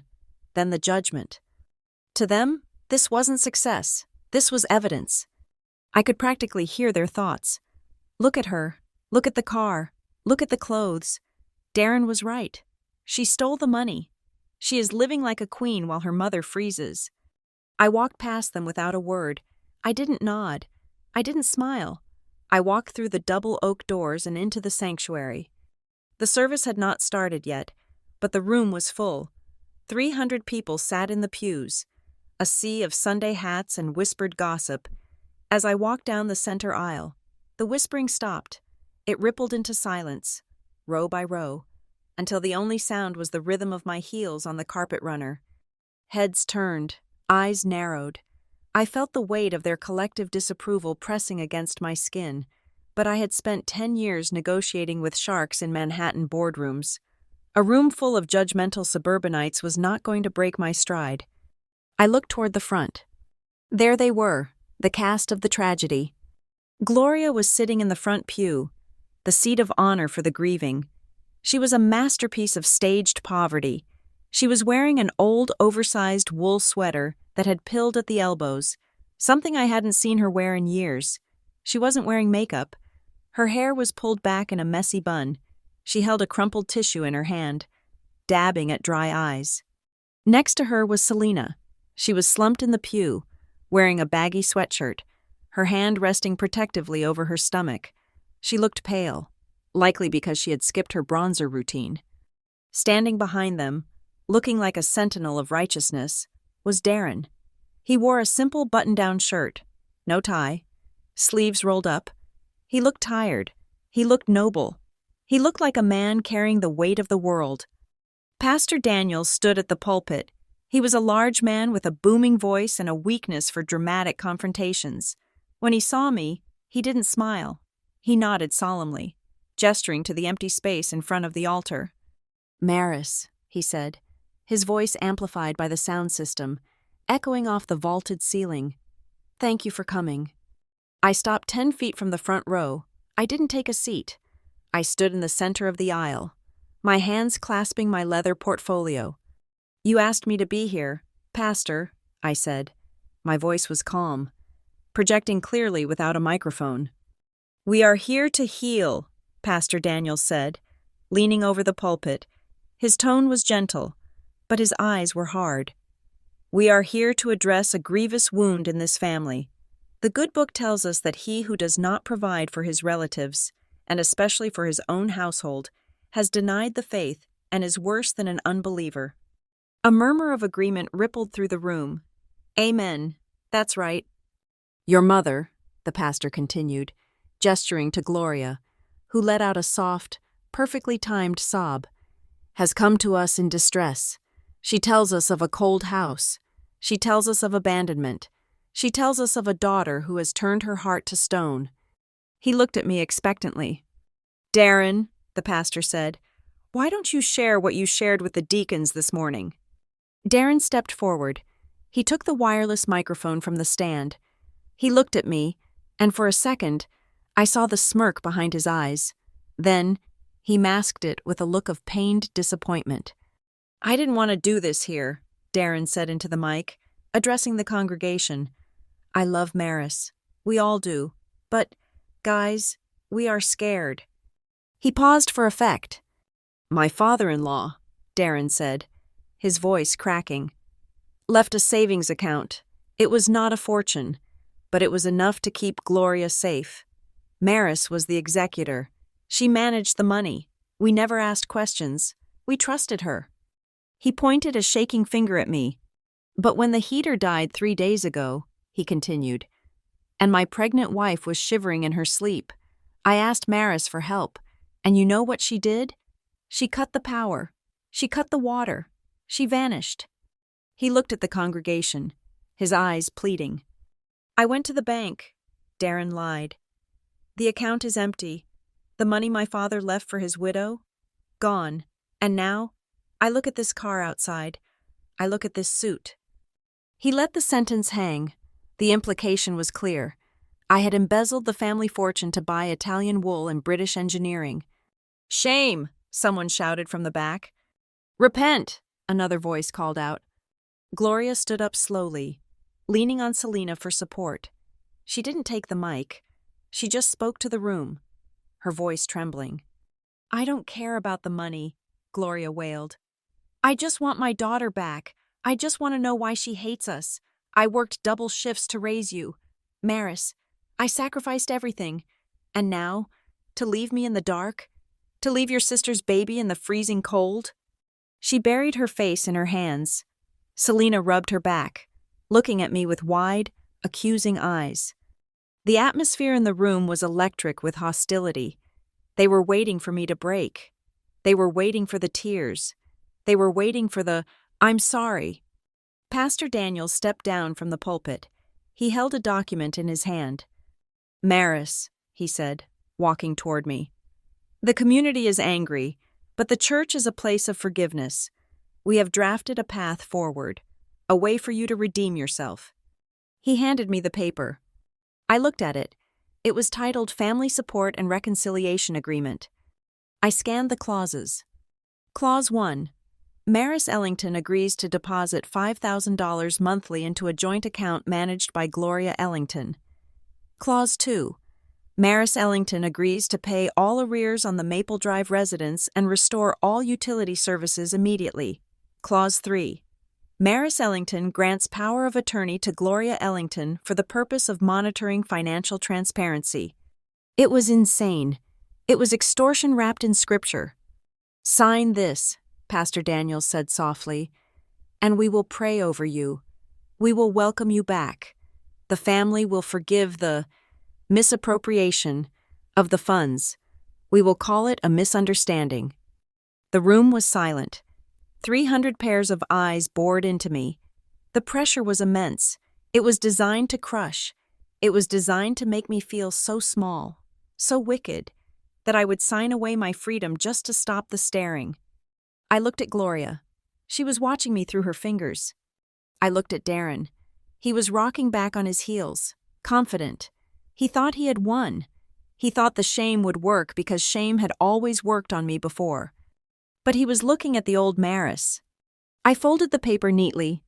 "You want me to sign this," I said, my voice cutting through the silence. "It is the right thing to do," Pastor Daniel said. "It is the Christian thing to do. $5,000 a month," I said loudly. "To pay for a house I do not live in, for food I do not eat, for a lifestyle I do not share." "It is restitution," Darren said into the mic, "for the money you took." I didn't answer him. Instead, I reached into my leather portfolio. I didn't pull out a pen. I pulled out a small, high-fidelity digital voice recorder. "I don't have a check for you, Pastor," I said, "and I don't have an apology." "Maris, don't make this difficult," the pastor warned. "You listen to their story," I said, holding the recorder up. "You listen to the tears. You listen to the accusations. Now, you are going to listen to the receipts." I pressed the play button.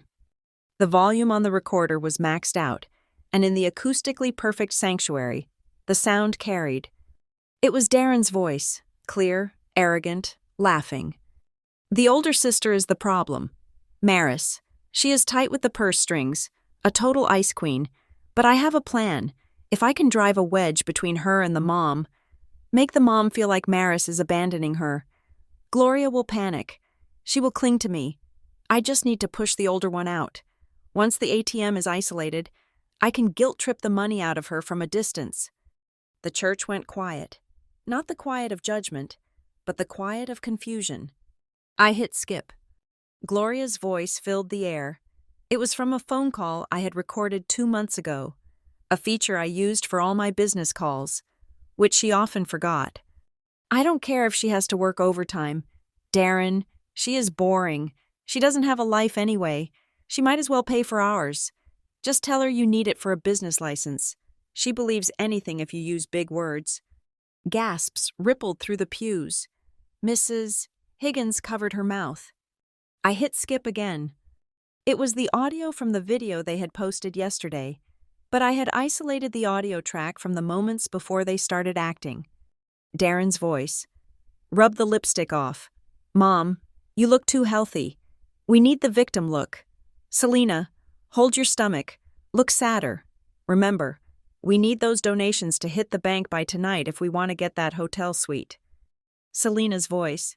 Do I have to? I feel stupid faking this. Darren's voice. Do you want the money or not? Just cry. The internet loves a pregnant woman in distress. I clicked the recorder off. The silence in the room was now absolute. It was heavy, suffocating. Gloria had lowered her hands. Her face was pale, stripped of its theatrical grief. Darren lowered the microphone, his mouth opening and closing like a fish on a dock. I looked at Pastor Daniels. He was staring at the recorder in my hand as if it were a snake. I held up the reconciliation agreement. You called me here to repent for stealing money that never existed, I said, my voice steady, cold, and ringing with authority. My father died in debt. I paid his funeral costs. I paid the debts. I paid the rent on that house for 5 years. I paid for the clothes on their backs.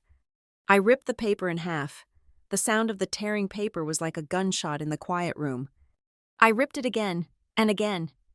I let the pieces flutter to the floor of the aisle. This is not a reconciliation agreement, I said, looking straight into the pastor's eyes. This is a financial slavery contract. It is a demand for me to subsidize the laziness and malice of people who despise me. I turned to the congregation. And I will not sign it, I said. Not today, not ever. I looked back at Darren. He looked small now. The pillar of the family facade was cracking under the weight of his own recorded voice. You wanted a show, Darren, I said. You got one. I turned to walk away, but I stopped. I wasn't done. The audio was just the opening statement. I had a projector to commandeer. Actually, I said, turning back to the stunned pastor, since we are sharing truth, let's share all of it. Pastor, I believe your screen supports Bluetooth casting. I didn't wait for his permission. I pulled out my phone. The real trial was just beginning. Who here has seen the video? I asked. My voice was calm, cutting through the stunned silence that followed the audio recording. The one where my brother-in-law asks for donations to keep his pregnant wife from freezing? I looked out at the congregation. Slowly, hands began to rise. First Mrs. Higgins, then the choir members, then the youth group leader. Within 10 seconds, nearly every hand in the sanctuary was in the air. Good, I said, nodding once. That establishes circulation. You have all consumed the narrative. Now, let us examine the source material. I turned to the young man in the sound booth, a teenager named Timothy who looked terrified. Timothy, I said, pointing to the HDMI cable dangling from the podium, open the connection for external display, code 4920. Timothy hesitated, looking at Pastor Daniels. The pastor was still frozen, staring at the pieces of the torn agreement on the floor. He gave a weak, confused nod. Timothy plugged me in. The massive projection screen behind the choir loft, usually reserved for hymn lyrics and announcements, flickered to life. It mirrored my phone screen. I opened the video file. There was Darren, larger than life, his face contorted in fake anguish. There was Selena, clutching her stomach. I let it play for 10 seconds, just long enough for the congregation to remember the pity they had felt. Then I hit pause. The image froze on Selena. Her hands were wrapped protectively around her midsection. Her face was a mask of maternal fear. I used 2 fingers to zoom in on her stomach. The claim, I stated, addressing the room like a boardroom, is that Selena is entering her 2nd trimester and that the cold is endangering the fetus. That is the hook that solicited over $4,000 in donations in less than 12 hours. I swiped to the next slide. It was a medical document, redacted for privacy, but clear in its conclusion. This is a discharge summary from yesterday afternoon, I said. When Gloria called me in a panic saying Selena was faint from stress, I did what a responsible sister does. I called Dr. Evans, a close friend and the OB/GYN whose retainer I pay for. I asked him to make a house call to check on the mother and child. I pointed to the highlighted line on the screen. Patient presence with anxiety, I read aloud. Pregnancy test administered via blood work.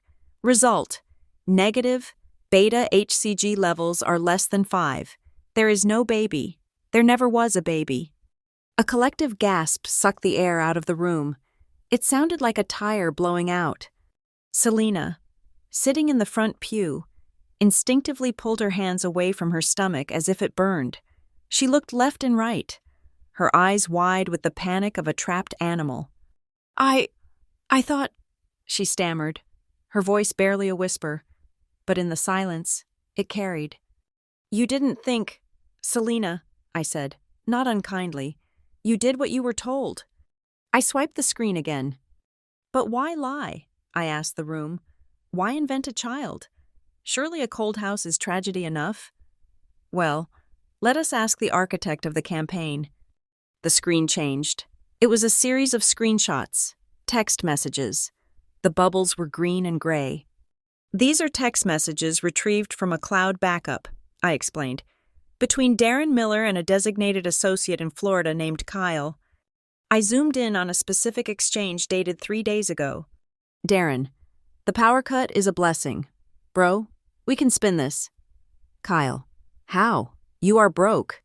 Darren, we play the pregnancy card. These church people are soft. They love crying for a pregnant woman. You toss out the word baby, and the money flies into the wallet. It is an infinite money glitch. I let the words hang there. These church people are soft. I looked at Mrs. Higgins. Her face had gone from shocked to a deep, mottling shade of red. I looked at the deacons. Their jaws were set hard. They weren't just witnessing a family dispute anymore. They were realizing they had been marked as easy targets. They were the punchline to Darren's joke. He calls you soft, I said to the congregation. He calls your charity a glitch. He believes your faith makes you stupid. That is a lie, Darren screamed. He lunged forward, his face purple. She faked those. That is Photoshop. She is a hacker. Sit down. Darren, I said. I didn't raise my voice. I didn't flinch. I just swiped to the next slide. It was a mugshot. The man in the photo looked younger, tanner, and angrier, but it was unmistakably Darren. The booking plate under his chin read, Darren Milos, Tallahassee Police Department. This is Darren Milos, I said, arrested 4 years ago for wire fraud and operating an unlicensed securities exchange. He was running a cryptocurrency scam targeting retirees. He took life savings. He promised massive returns. And when the money ran out, he vanished and reappeared in Ohio as Darren Miller, the startup coach. I looked at the older men in the front row, the men who had nodded along with Darren's business jargon, the men who had perhaps slipped him $100 here and there for seed capital. He is not a visionary, I said. He is a recidivist grifter, and he is currently using my mother's house as his base of operations. I swiped the screen to black. I disconnected the phone. The sudden darkness on the screen felt heavy. I turned to Pastor Daniels. He looked ill. He was clutching the side of the pulpit, sweat beading on his forehead. You brought me here to talk about money, I said. So let us talk about the house. I opened my leather portfolio again and pulled out a blue folder with a bank seal. The narrative you were fed is that I abandoned the lease, I said. That I stopped paying the rent and left my mother to the mercy of the landlord, Mr. Alvarez. I held up the document. Mr. Alvarez was in foreclosure, I stated. He hasn't paid the mortgage on the Maple Drive property in 6 months. The bank was preparing to seize the house next week. If I had simply paid the rent as you demanded, Mr. Alvarez would have pocketed the cash, and the bank would have evicted Gloria anyway. I took a step closer to the altar. So I didn't pay the rent, I said. I bought the debt. I opened the folder and held up the deed transfer confirmation. As of yesterday afternoon, The mortgage on 42 Maple Drive is held by Zenith Holdings, a private equity firm fully owned by me. I am not the tenant moving out. I am the bank. I own the debt. I own the walls. I own the roof. I looked at Gloria. She was staring at me with her mouth open, trying to process the shift. She had thought I was a runaway child. She was just realizing I was the landlord. I have the legal right to foreclose immediately, I said, or to extend terms. That decision is mine, not the church's, not Darren's. I turned back to Pastor Daniels. The silence in the room was terrifying. It was the silence of a mob realizing they had grabbed their pitchforks for the wrong witch.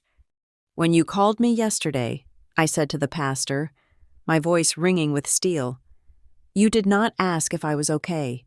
You did not ask for my side of the story. You did not ask for proof of these accusations." I pointed at the torn paper on the floor. "You used the authority of this church to act as a debt collector for a con artist," I said.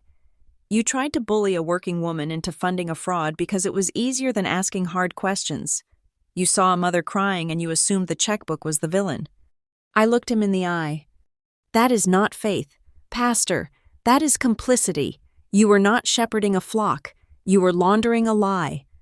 "Maris, please," Pastor Daniels whispered, his microphone lowered, his face gray.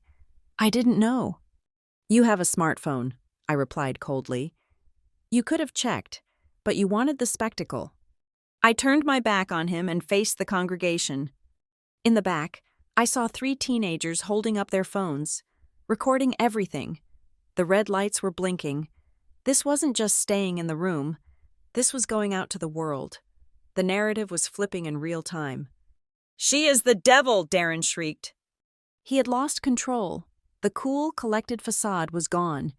He was standing in the aisle, shaking, pointing a finger at me. "She is lying. She bribed the doctor. She faked the mugshot. Don't you see what she is doing? She is trying to humiliate us because she is jealous. She is a lonely, bitter spinster who hates that we are happy." He grabbed Selena's arm, yanking her up. "Tell them," Darren yelled at her. "Tell them you are pregnant. Tell them she is lying." Selena stumbled, pulling her arm back. She looked at Darren. Then she looked at me.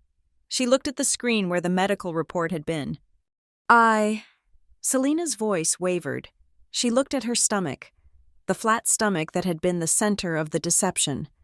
"Selena," I said softly, "the truth is the only thing that stops this." Selena looked down. She burst into tears. Real tears this time. Ugly, gasping sobs. "I'm sorry," she choked out.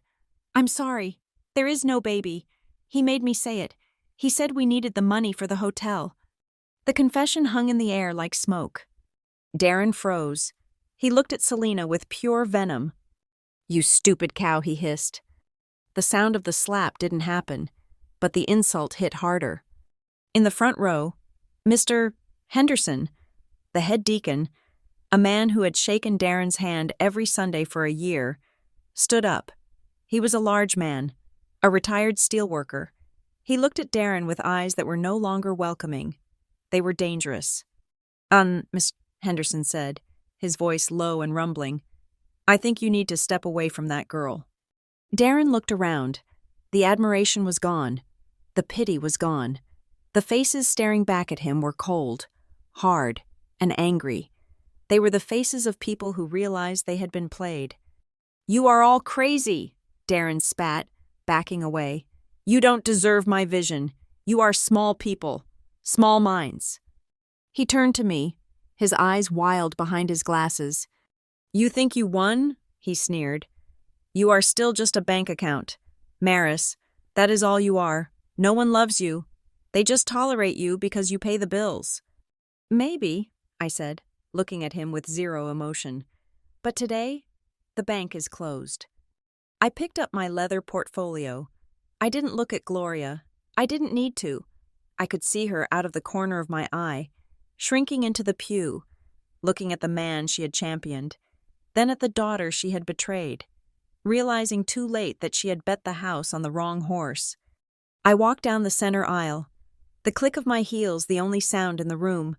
parting the sea of stunned congregants like the Red Sea. I didn't look back. I had presented the evidence. The verdict was no longer my concern. The silence in the sanctuary was no longer one of shock. It was the heavy, suffocating silence of a courtroom waiting for a sentence to be passed. I stood in the aisle, the digital projector still casting the damning glow of Darren's text messages onto the white screen behind the altar. The image of his infinite money glitch text seemed to burn into the retina of every person in the room. "Before I step down," I said, my voice cutting through the quiet like a scalpel, "there is one final piece of business regarding the funds you have all so generously donated." I tapped my phone screen. The projection changed to a PDF document with the official seal of the Ohio Attorney General's office. "Wire fraud is a federal crime," I stated, addressing the room but looking directly at Darren. "Soliciting money under false pretenses across state lines, utilizing digital payment platforms, falls under the jurisdiction of the FBI. Faking a pregnancy to solicit emergency funds is not a prank. It is theft by deception." Darren flinched, his face, previously flushed with rage, drained of color. "At 8 o'clock this morning," I continued, "my legal team at Northbridge Analytics submitted a formal complaint to the local precinct and the district attorney. We included the video evidence, the medical report proving Selena is not pregnant, and the text messages detailing the conspiracy to defraud this congregation." I looked at Mrs. Higgins in the third row. She was clutching her purse, looking sick. "We also flagged the payment link," I said. "The account is currently frozen. Anyone who donated in the last 24 hours will receive an automatic refund within 3 to 5 business days. I have instructed my team to ensure that not a single cent of your money stays in the pocket of the man standing at this altar." A murmur of relief swept through the room, quickly replaced by a wave of anger directed at the front pew. "You called the cops?" Darren whispered, his voice cracking. "On your own family?" "I called the authorities on a criminal enterprise," I corrected him. "The fact that I share DNA with one of the accomplices is irrelevant to the statute." As if on cue, the heavy oak doors at the back of the sanctuary opened. They did not burst in. There were no sirens. There were no drawn weapons. It was far more clinical than that. 2 uniformed officers, Officer Davis and Officer Trent, stepped into the nave. They removed their hats out of respect for the venue, but their eyes were locked on the man in the unbuttoned shirt standing by the pulpit. The sound of their boots on the carpet runner was rhythmic and terrifyingly inevitable. "Darren Miller?" Officer Davis asked, stopping 10 feet away. His tone was polite, the kind of professional courtesy used before handcuffs come out. Darren scrambled back, bumping into the communion table. A brass candlestick wobbled and fell with a loud clang. "This is a mistake," Darren shouted, pointing a shaking finger at me. "She is setting me up. She doctored the footage. She is paying you, isn't she?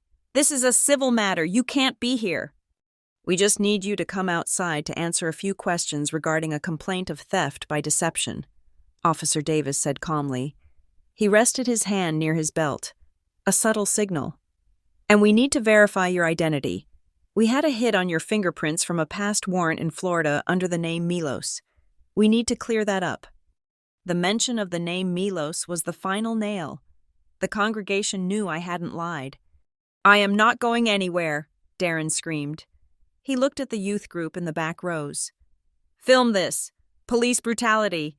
They are harassing a community leader. Put this on TikTok." But the phones were already raised. The teenagers were filming, but they weren't defending him. "He is literally crying," one girl whispered loudly to her phone, narrating the scene for her followers. "The sister brought receipts. There is no baby. He scammed everyone." "Live update," a boy in the next row said into his screen. "The startup coach is getting arrested in the middle of church. This is insane." The public opinion Darren had tried to weaponize against me had turned around and was now eating him alive. Officer Trent stepped forward and firmly gripped Darren's arm. "Sir, don't make a scene in a house of worship. Let's go." Selena sat frozen in the pew, tears streaming down her face, refusing to look at her husband. She didn't move to help him. She didn't protest. She just shrank into her oversized sweatshirt, looking like a child who realized the game had gone too far. As they led Darren down the aisle, past the people he had called soft and stupid, he locked eyes with me. "You are going to burn for this, Maris," he hissed. I didn't blink. I watched him dragged out into the winter light, his empire dissolving into the back of a patrol car. The doors swung shut. The sanctuary was silent again. I turned my attention to the front row, to the woman sitting alone, surrounded by empty space where her dignity used to be. I walked over to Gloria. She looked up at me. Her eyes were red, swollen, and filled with a mixture of fear and a stubborn, lingering pride that refused to die even when cornered. "Are you happy?" Gloria whispered. "You humiliated us. You sent your brother-in-law to jail. Is that what you wanted?" "I wanted the truth," I said. "You chose the humiliation when you decided to lie on the internet." I reached into my bag. I pulled out 2 envelopes. One was white, one was manila. I placed them on the wooden railing in front of her. "We need to discuss the living arrangements," I said. My voice was businesslike, the tone I used for closing a difficult merger. I tapped the white envelope. "This contains a copy of the deed transfer," I explained. As I told the room, "I own the mortgage now. I also own the arrears. You are currently 30 days past the foreclosure trigger. Legally, I can have the sheriff evict you and Selena on Wednesday morning. I can sell the house to a developer, recoup my losses, and wash my hands of this entire town." Gloria flinched. Her hand went to her throat. "You wouldn't. I am your mother." "You ceased acting like a mother when you helped a con man smear my reputation to strangers for cash," I said. "So let us not appeal to emotion. Let us stick to the contract." I tapped the manila envelope. "This is an alternative," I said. Gloria looked at it, wary. "Inside this envelope is a conditional lease agreement," I said, ensuring my voice carried to the deacons in the second row so there would be witnesses. "I will pay off the remaining debt on the house. I will restore the utilities. I will allow you and Selena to remain in the residence rent-free for a period of 6 months to get back on your feet." Hope flickered in Gloria's eyes. She sat up straighter. "Well, that is the least you could do, after all this drama." "However," I interrupted, my voice dropping an octave, becoming hard as granite, "there are conditions." "Conditions?" "Clause 1, I listed, ticking them off on my fingers. "Darren Miller is permanently barred from the property. If he sets foot on the driveway, the deal is void, and eviction is immediate. I don't care if he is out on bail. I don't care if he is sorry. He is gone." Selena let out a small whimper but nodded her head. "Clause 2, I continued. "Selena gets a job, a real job, not a blog, not a visionary journey. She works, and she contributes 20% of her income to a savings account that I monitor, so she can eventually move out." Clause 3, I looked directly at Gloria. "No more stories. You do not use my name to garnish sympathy. You do not post about the cruel daughter. You issue a public retraction of the lies you told this week, and then you never speak of my finances again. If I see one more post, one more video, or hear one more rumor at the grocery store, the power goes off, and this time, it stays off." Gloria stared at the envelopes, her face twisted. It was the face of a woman realizing she was no longer the matriarch.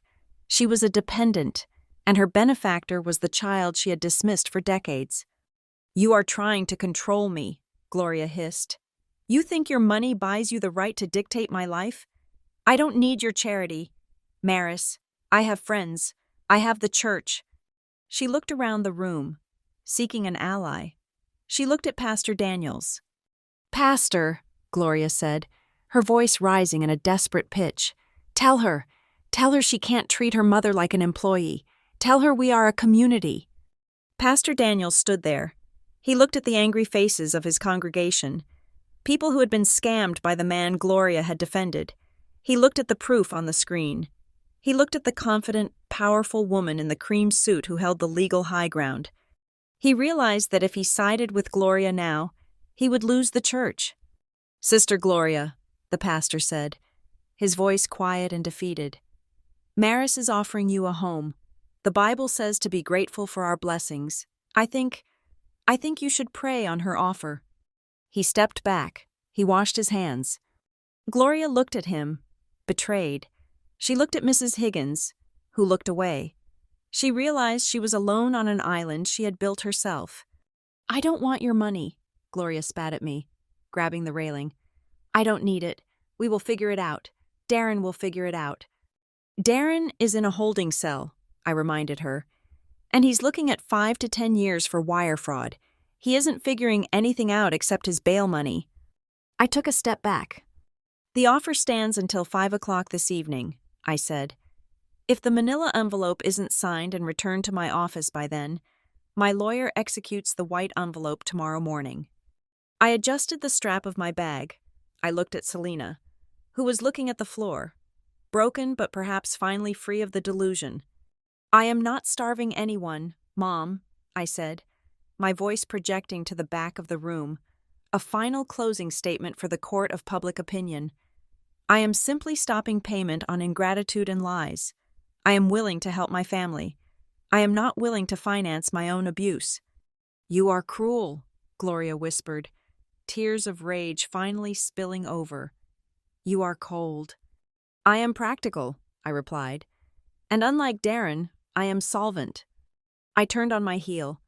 I walked back up the aisle, the sound of my heels echoing in the hush. I didn't look left. I didn't look right. I walked out of the double doors, past the ushers who now looked at me with fear and respect, and out into the crisp winter air. I sat in the driver's seat of the Range Rover. My hands were shaking slightly, not from fear, but from the adrenaline crash. I took a deep breath, inhaling the smell of leather and victory. I looked through the windshield at the church doors. Gloria was still inside, standing between 2 envelopes. She had a choice to make. For the first time in her life, she couldn't charm, cry, or bully her way out of it. She had to choose between her ego and her roof. I started the engine. I didn't wait to see which one she picked. It wasn't my problem anymore. I was simply the bank, and the bank was closed for the day. 3 days later, I stood in my corner office on the 35th floor of the Northbridge Analytics Building, looking down at the snow-dusted grid of Cleveland. From this height, the city looked like a circuit board, organized and logical. It was a stark contrast to the chaotic, emotional mess I had been wading through for the past week. My phone buzzed on the glass desk. It was a secure message from my lawyer. "Update on Subject D, Miller. Arraignment completed. Bail denied due to flight risk and prior history in Florida. Federal charges for wire fraud filed this morning. The donation platform has frozen the account and initiated refunds to all 412 donors." I read the message twice. I did not feel joy. I did not feel a thrill of vengeance. I felt the satisfying, quiet click of a file being closed. Darren was no longer a threat. He was a statistic in the federal justice system. A second notification popped up. It was from the property management team I had hired. "Transfer of title for 42 Maple Drive complete. Mortgage is settled. We are awaiting your instruction regarding the tenant's status." I stared at the screen. The power was entirely in my hands. I could hit evict, and by Friday, the locks would be changed. I could sell the house to a developer who wanted to bulldoze it for condos. My assistant, Riley, knocked on the doorframe. She looked hesitant. "Maris," she said softly, "there is a woman in the lobby to see you. She doesn't have an appointment, and security was going to turn her away, but she says she is your mother." I turned away from the window. Gloria had never been to my office. In 10 years, she had never asked where I worked, to her. I went to the office to do typing or filing. She had no concept of the world I actually inhabited. "Send her up," I said. 5 minutes later, the glass doors opened. Gloria walked in. She looked smaller than I remembered. She was wearing her winter coat, but she wasn't wearing the theatrical poor widow sweater she had worn to church. She was dressed neatly, clutching her purse with both hands. She stopped in the doorway, her eyes scanning the room. She looked at the expansive view of the skyline. She looked at the sleek, modern furniture. She looked at the awards on my shelf. Risk Manager of the Year. Top 40 under 40. She looked at me. I didn't know, Gloria said, her voice barely a whisper. I didn't know you had an office like this. I thought you sat in a cubicle. You never asked, I replied. I gestured to the chair opposite my desk. Please, sit down. She sat. She didn't launch into a speech. She didn't cry. The performance was over. There was no audience here, no Darren to direct her, no church ladies to pity her, no cameras to record her. It was just the two of us, and the silence of the 35th floor. Mr. Alvarez called me, Gloria said, staring at her hands. He said you paid the debt. He said the house belongs to a trust now. The Ellington Family Trust, I corrected, managed by Northbridge Fiduciary Services. Gloria nodded slowly. And Darren? Darren is in a federal detention center, I said. Selena is staying with a friend for a few days. She called me this morning. She is looking for a job at a retail store in the mall. She seems relieved. She said she was tired of lying. Gloria closed her eyes.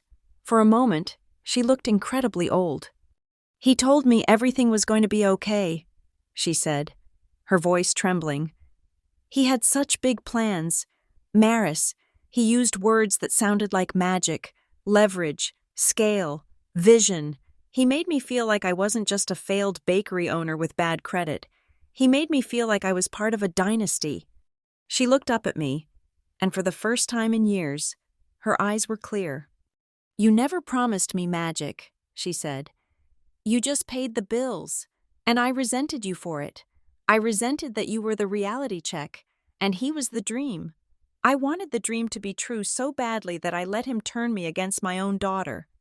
Hope is a powerful drug, I said professionally. That is how Ponzi schemes work. They don't sell returns. They sell identity.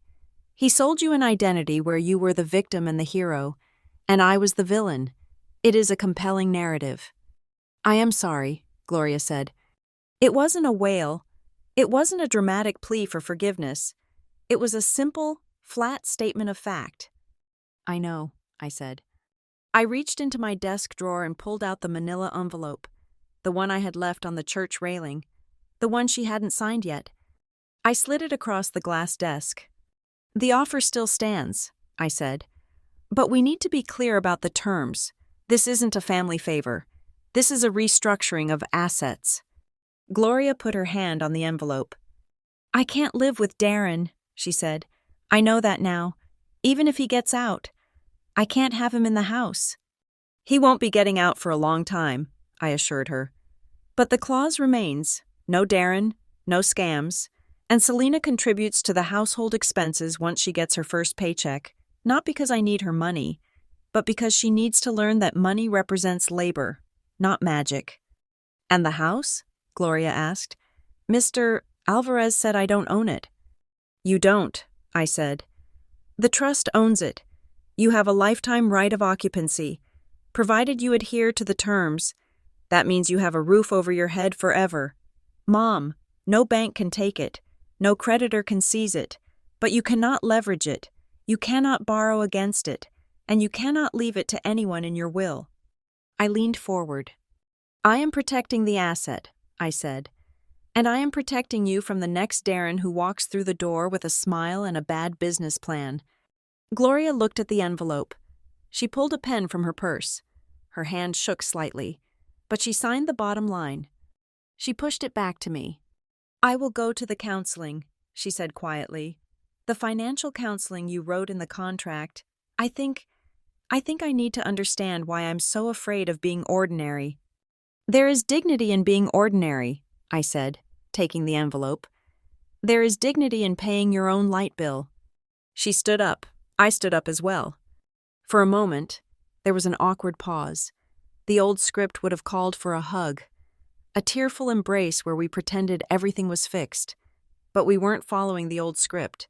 We were writing a new one. Gloria extended her hand. I looked at it. It was the hand that had held the knife to cut the turkey 3 days ago while she kicked me out. but it was also the hand that had signed the contract accepting my boundaries. I took her hand. Her grip was firm. "I don't understand your world, Maris," Gloria said, looking around the office one last time. "I don't understand the spreadsheets or the trusts, but I know I was wrong to treat you like a wallet instead of a human being. Thank you for saving the house, and thank you for not saving Darren." "You're welcome," I said. She turned and walked out of the office. She walked with a little less swagger than before, but she walked steadily. She had a house to go back to. She had a warm radiator, and she had the truth. That night, I drove the Range Rover back to the city center, to the Ascendancy Tower. I parked in my reserved spot. I took the private elevator to the penthouse. The apartment was quiet. It was pristine. It was mine. I poured a glass of wine and walked out onto the balcony. The winter wind was fierce, whipping my hair across my face, but I didn't feel cold. I felt light. For 10 years, I had carried the weight of a crumbling family on my back. I had tried to buy their love with stability. I had tried to shield them from the consequences of their own choices. I realized now that I hadn't been helping them. I had been enabling them. I had been the crutch that kept them from learning how to walk. By walking away, by cutting the power, by becoming the villain, I had finally given them the only thing that actually mattered: reality. I looked out at the city lights. Somewhere out there in the suburbs, the lights were back on at 42 Maple Drive. Gloria was probably making tea. Selena was probably setting an alarm for her job interview. They were living their lives. And I was living mine. "Family," I whispered to the wind. It used to be a word that meant obligation. It used to mean a debt that could never be repaid. Now, it meant something else. It meant a choice. I took a sip of the wine. Anyone who respected my boundaries, I would keep close. Anyone who saw me as a person, I would cherish. But anyone who looked at me and saw only a credit card that breathed, well, they would find out that this bank had very strict operating hours. I stepped back inside and slid the glass door shut, locking out the cold. The story didn't need a happily ever after. It just needed to be mine. Thank you so much for listening to this story. I would love to know where you are tuning in from. Are you listening from your office, your car, or maybe while relaxing at home? Please let me know in the comments below. I really enjoy reading about where our community is from. If you enjoyed this story, please subscribe to the Lila Revenge Stories channel, like this video, and smash that hype button to help this story reach even more people. Your support means the world to me.